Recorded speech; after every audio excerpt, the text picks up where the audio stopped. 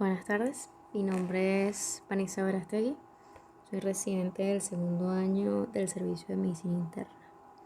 Vamos a hablar en esta oportunidad acerca de una de las enfermedades más frecuentes dentro de la emergencia y dentro del servicio en general, y es una de las enfermedades que mayor morbimortalidad vemos en la emergencia, que es la enfermedad cerebrovascular hemorrágica. Vamos a comenzar definiendo la enfermedad cerebrovascular de acuerdo a la Organización Mundial de la Salud. Definimos como un déficit neurológico focal o generalizado con una duración de los síntomas de aproximadamente 24 horas o más, que puede progresar a la muerte y que aparentemente no tiene otro origen más que una lesión vascular. La Sociedad Española de Neurología también lo determina como ictus, involucrando también a la isquemia cerebral y a la hemorragia subaracnoidea. En esta oportunidad vamos a tratar muy particularmente la enfermedad cerebrovascular hemorrágica. ¿Okay? Vamos a definir como una colección hemática dentro del parénquima encefálico producida por una ruptura vascular que puede o no tener comunicación con el espacio subaracnoideo o el sistema ventricular. El evento cerebrovascular hemorrágico en general solamente tiene entre un 10 a un 15% de todos los casos de los eventos cerebrovasculares. Sin embargo, es el que más asociado está a peor pronóstico. De hecho, es bastante frecuente que posterior al inicio de los síntomas el declive neurológico es bastante acelerado. Por lo tanto, el manejo debe ser de forma inmediata. ¿Bien? Vamos a definir o vamos a clasificar entonces la hemorragia, el evento cerebrovascular hemorrágico, en hemorragia intracerebral y hemorragia subaracnoidea. La hemorragia intracerebral a su vez se clasifica en parenquimatosa y ventricular y de acuerdo a su topografía se va a dividir en lobular, profunda, troncoencefálica y cerebelosa. Vamos a ir describiendo cada uno de ellos. Comenzamos definiendo la hemorragia subaracnoidea como la presencia de sangre, una colección hemática, un espacio estéril que es la capa que se encuentra por debajo de la aracnoide, donde solamente debe discurrir el líquido cefalorraquídeo. Esto se debe a una ruptura vascular que bien pudiera ser por un traumatismo cráneoencefálico o en el 80-90% de los casos ocurre como una ruptura de forma espontánea de un aneurisma que bien puede ser congénito o adquirido. La incidencia de la hemorragia subaracnoidea es entre 10 a 20 casos por cada 10.000 habitantes año. Predomina en mujeres en una relación 3-2 con una edad media de 50 años, fundamentalmente en pacientes de raza negra. Factores de riesgo para estos pacientes, la hipertensión arterial va a ser fundamental y primordial tanto para la hemorragia subaracnoidea como para la hemorragia intracraneal. El consumo de alcohol, tabáquicos y el consumo de drogas ilícitas. En un 25% de los casos se desencadena posterior a un esfuerzo físico y en un 30% en horas de la noche durante el sueño. Es importante conocer que este cuadro clínico de la hemorragia subaracnoidea es bastante inespecífico, inclusive previo a la ruptura del aneurisma. El paciente puede presentar síntomas, lo que se denominan síntomas premonitorios, como por ejemplo el mareo, cefalea de moderada intensidad, ¿okay?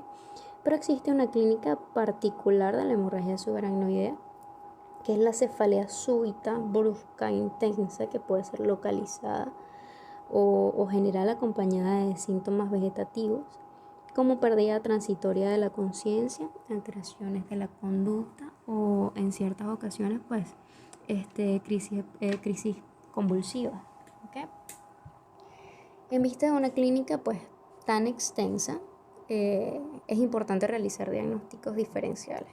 Los diferenciales más frecuentes por lo general son infecciones virales, migraña, cefalea hipertensiva, lesiones cervicales, entre otros. Y es por esto que la evaluación inicial es fundamental, estimar el estado neurológico al momento de la llegada de la emergencia.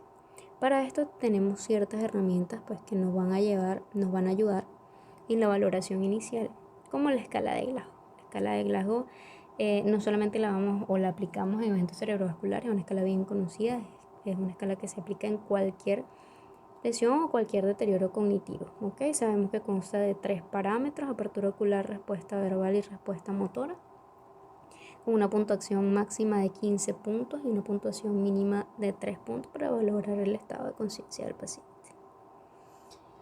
Además de esto, una escala bastante característica de la hemorragia subaracnoidea es la escala de Jung y Hess, que consta de 5 parámetros y pues también van a valorar la mortalidad y el grado de supervivencia del paciente. En el grado 0 pues es un paciente asintomático, grado 1 un paciente con síntomas mínimos con una mortalidad entre 0 y 5% y una supervivencia de 70%.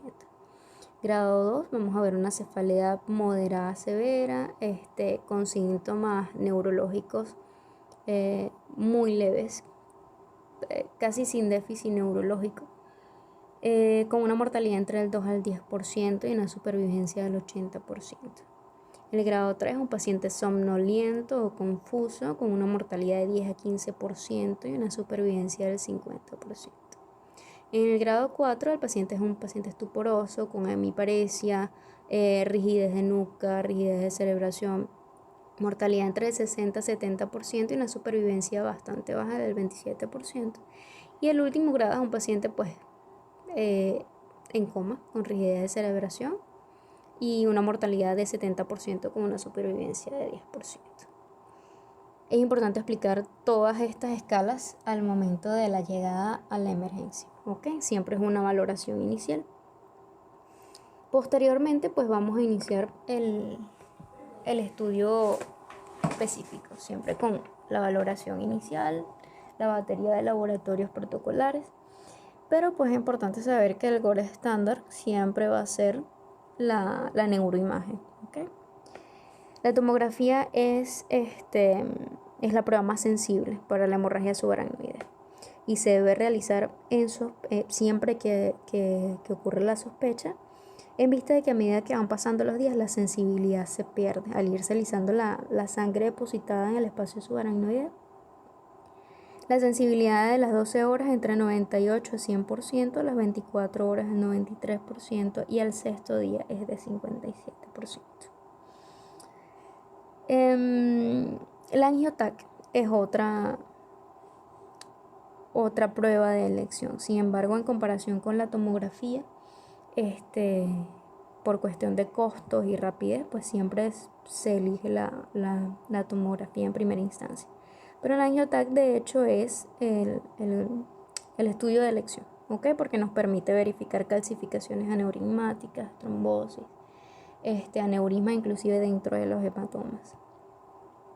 En ciertas ocasiones es posible que la neuroimagen sea negativa.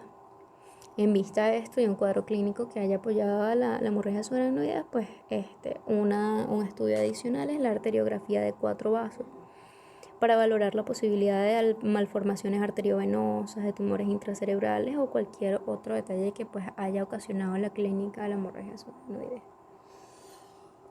Bien, la hemorragia subaracnoidea tiene un manejo y tiene sus complicaciones, pero en vista de las semejanzas que tiene con la hemorragia intracerebral, pues vamos a hacerla de forma general, medidas generales un poco más adelante. Vamos a hablar inicialmente o antes de llegar a ese punto, vamos a hablar acerca de la hemorragia intracerebral. La escala Fisher. La escala de Fisher es una herramienta importante, sobre todo que nos permite predecir en cierto punto el grado de vasoespasmo, que es una de las principales complicaciones de la hemorragia subaracnoidea. ¿Okay? La escala de Fisher se realiza pues, con la tomografía, con la neuroimagen. En el grado 1 no hay evidencia de sangrado. Grado 2 se evidencia una lámina de menos de 1 milímetro en cisternas medida verticalmente. Grado 3 hay un coágulo grueso mayor de 1 milímetro con cisternas medidas verticalmente, y el grado 4 pues es un hematoma intraparenquimatoso con hemorragia interventricular y hay un mayor sangrado difuso. Como les comenté, pues esta escala nos permite valorar el grado de posibilidad de vasoespasmo. Todas las hemorragias subaracnoideas en cualquier grado tienen un porcentaje de probabilidad de realizar vasoespasmo. Sin embargo, pues a medida que va aumentando esa lámina, que va aumentando el grosor del hematoma, el pronóstico o la posibilidad de realizar vasoespasmo pues aumenta. Ahora sí vamos a hablar de la hemorragia cerebral intraparenquimatosa. Decimos que es una colección de sangre dentro del parénquima cerebral que se produce por una ruptura vascular no traumática y pues es posible que se abra el sistema ventricular o el espacio subaracnoideo. Importante saber que siempre se inicia en el tejido parenquimatoso, ¿ok?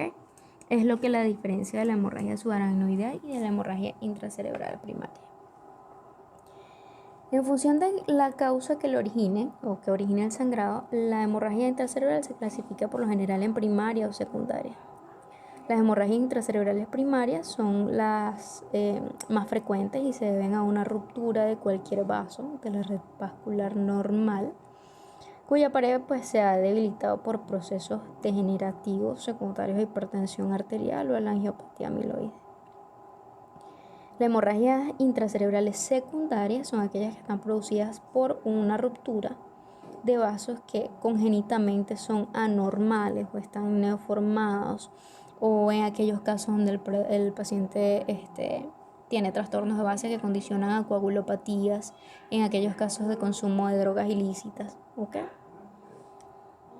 La incidencia de la hemorragia intracraneal varía en dependencia de la raza, del sexo, del país en el que se encuentren, depende en general de bastantes factores. Sin embargo, pues la prevalencia y el factor de riesgo más importante siempre va a ser la hipertensión arterial, que el 40.4% de estos pacientes fallece al mes. La incidencia en Europa es de 15 por cada 100.000 habitantes, el 20% se hace independiente a los 6 meses y su mortalidad está asociada al tamaño y la localización de la hemorragia. ¿Okay? La mortalidad por lo general en 30 días se relaciona con el tamaño y la localización. Aquellos pacientes que tienen mayor de 60 cc, ese sangrado es mayor de 60 cc, la mortalidad para las hemorragias profundas es de un 93% y del 72% para las lobares. Si el volumen inicial es menor de 30%, pues la mortalidad para las hemorragias profundas es de 39%, para las lobares es de 7% y para las cerebelosas es de un 57%. Bien, como les comentaba, pues acá vemos la diferencia entre una hemorragia subaracnoidea posterior a una ruptura de un aneurisma y el ictus hemorrágico, que a pesar de que ambas son por degeneración de la capa de la pared arterial, están condicionadas, originadas por diferentes causas. ¿Okay? Por supuesto, en la subaracnoidea está precedida siempre, en el 80-90% de los casos, de un aneurisma. La hipertensión arterial crónica condiciona alteraciones degenerativas de la pared que van poco a poco produciendo infartos lacunares y posteriormente a la ruptura vascular.